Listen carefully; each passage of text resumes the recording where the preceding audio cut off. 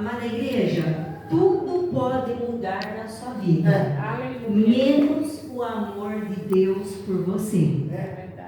Essa palavra, ela é muito conhecida, eu digo assim que ela é a miniatura do Evangelho de Cristo. Esse versículo muito conhecido, João 3,16, ele resume toda aqui a Bíblia Sagrada. E diante desse texto precioso, eu quero também alguns versículos a mais apregoar aqui, porque Deus, Ele quer se revelar conosco. Amém. João 3, 10 até o 16. João 3, 10. Jesus respondeu e disse-lhe: Tu és mestre de Israel e não sabes isto? Na verdade, te digo que nós dizemos o que sabemos e testificamos o que vimos. Porém, não aceitais o nosso testemunho?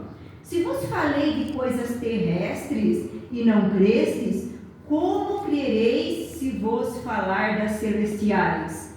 E ninguém subiu ao céu, senão o que desceu do céu, o Filho do homem que está no céu.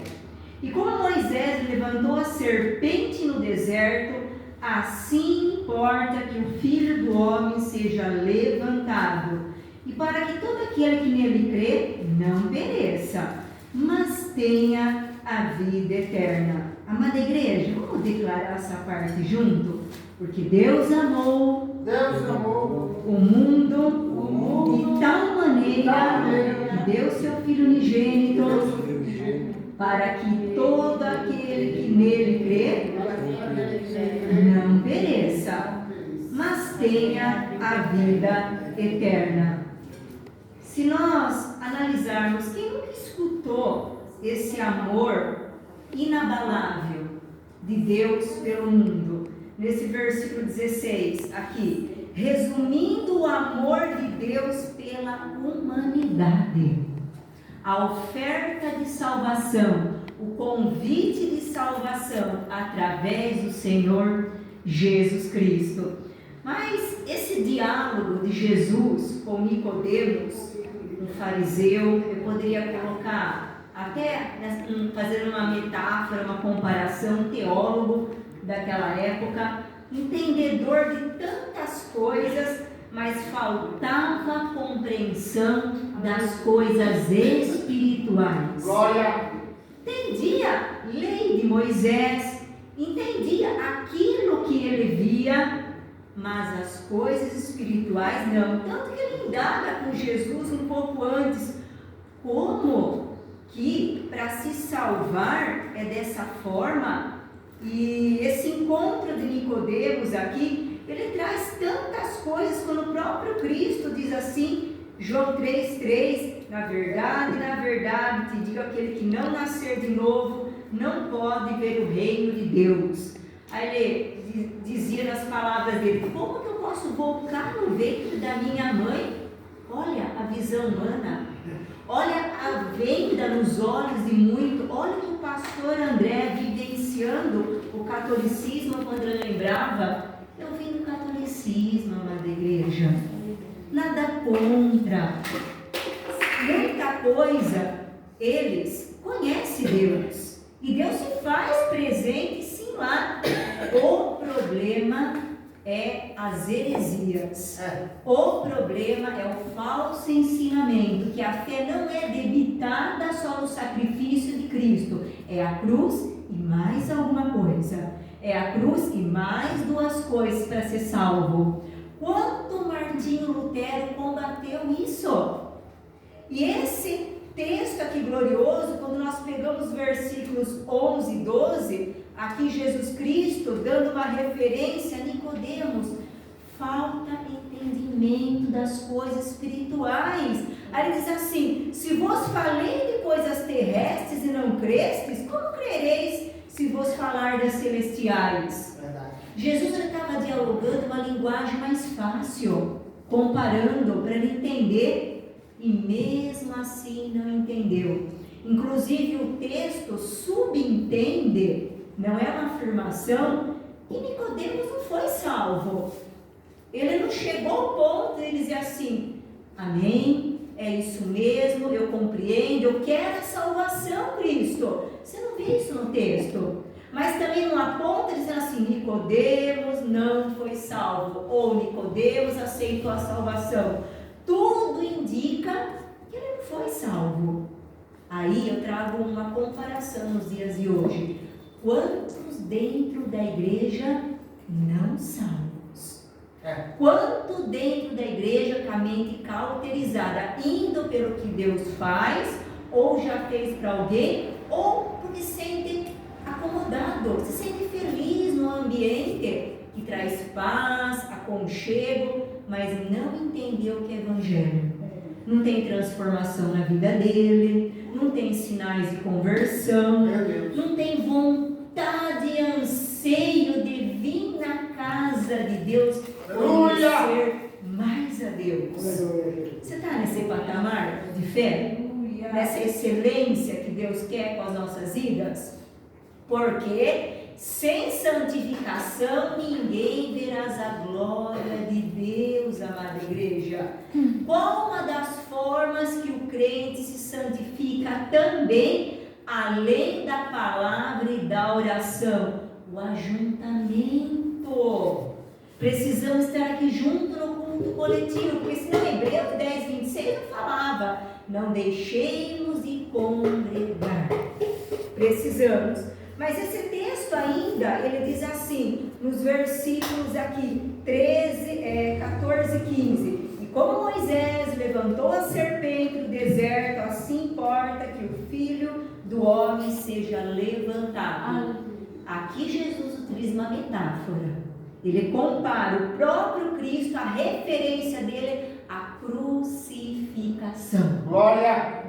E de tal maneira que o versículo aqui, glorioso, onde resume o amor de Deus, ele é universal, ele é sacrificial, ele é transformador e alcança toda a humanidade e todos aqueles que creem em Cristo Jesus. Ele deu seu Filho unigênito. Aleluia. 3,16 fala: o único Filho de Deus, amada igreja, o enviado do céu, sem pecado. Nunca ser uma palavra torpe na boca e no seu comportamento. Deus nos deu o presente da graça. Se glorifica esse presente? Aleluia! O presente do céu, a graça que é o próprio Senhor Jesus Cristo. Ele está no meio de nós, Ele está dentro de nós. Ele diz aqui coisas gloriosas. Quando ele diz o amor de Deus, ele é incondicional e sacrificial de Deus pelo mundo. Aqui é a profundidade do amor de Deus por nós. Não há limite, não é por mérito de ninguém.